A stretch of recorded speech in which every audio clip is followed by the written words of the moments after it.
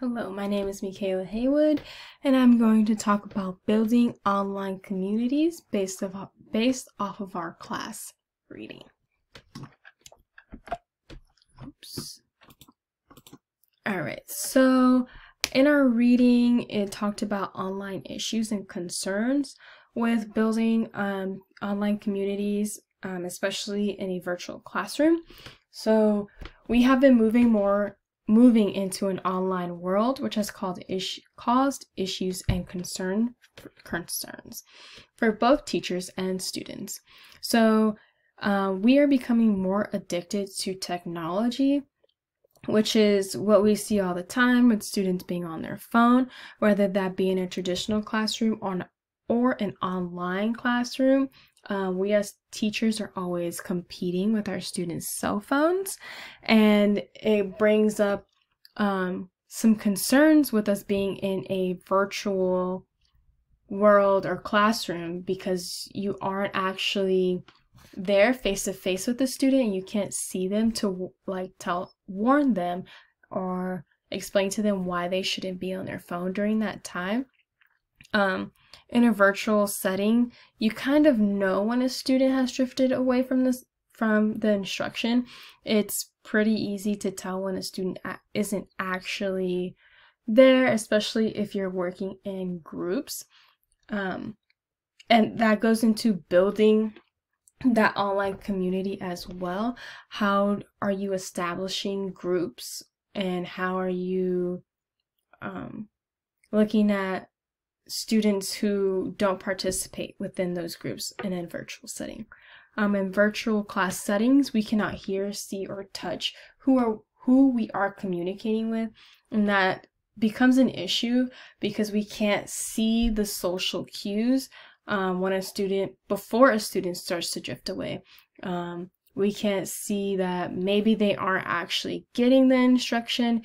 We just kind of have to rely on, okay, did I really explain that well? And so on. The next thing is that in an online community, there are characteristics that promote success. So online students have begun to develop characteristics that add or promote their success in a virtual classroom. And that all depends on their willingness to speak up when an issue arises.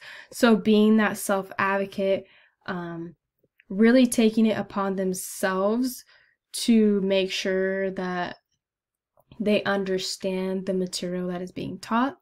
They are also committing themselves to longer work hours when it comes to online class. So typically you would spend maybe an hour on something. When it's a traditional classroom, you're not spending any additional time with reading or kind of self-teaching in a way. So you're more committed to being online for a longer period of time. Some students feel like they still have a high quality learning experience while not in a traditional classroom. I know that there's been this talk of learning loss or lost learning with us being in a virtual classroom setting for the past 18 months, a year and a half. And I think that needed to be assessed, and we need to look at how students were learning and what characteristics they had as traditional classroom students. Some students are even exploring the identities they had while in a traditional classroom setting. So to me, that kind of means if you're in a traditional classroom setting, and you're kind of that quiet learner who only talks when it's time to talk, or, whatever the case may be, they're kind of exploring how they are while online. Are they more distracted now that they're online? Are they more willing to participate now that they're online because it's an easier environment to just go into that chat room and stay your answers for the teacher to revoice? And even maybe you were that disruptive student in class, and kind of evaluating like, why were you so disruptive? Is it because you had your peers around you and you wanted to impress them, and whatever the case may be. And I think that goes a lot into how we build our online communities, looking at the personalities and characteristics of our students, and even how we can even guide them to maybe different personas while they're in the classroom. And yeah, that's pretty much it that I had on building online communities. I think a lot of it's based on characteristics and your expectations and guidelines that you set for your students. I think that even though there are those characteristics that promote success, those can also be taught to our students, just by telling them, hey, don't be afraid to speak up if you need help.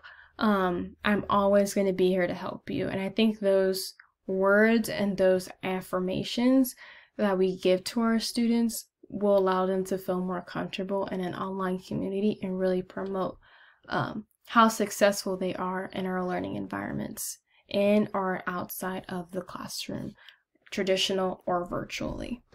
Thank you.